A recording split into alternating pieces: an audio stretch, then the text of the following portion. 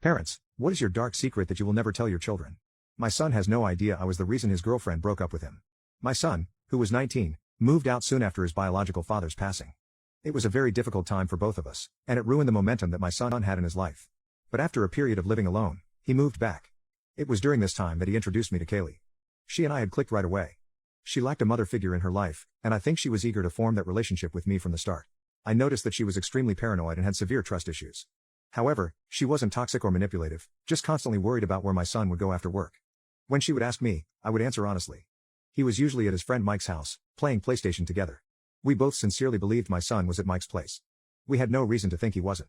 One night, after my son came home to pick up his PlayStation to hang out with Mike, Kaylee asked me to buy her some tampons and Tylenol. Kaylee lived nearby, and her periods were always intense. I had grown accustomed to making late-night errands for her. My son typically finished work at 4 o'clock and was usually home or at Kaylee's place by 5:36 at the latest. By 6 p.m., he was nowhere to be found. I decided to text him before I left the house to inform him of my errand. The message was something like, "Kaylee is on her period, so I'm heading out to get supplies. Are you okay?" He responded while I was driving, and I checked the message when I got to the store.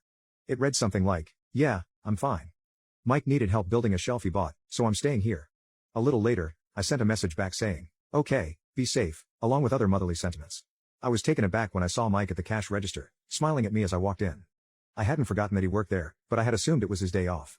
Despite my initial shock, I forced a smile in return, but a wave of nausea overcame me. I attempted to rationalize the situation.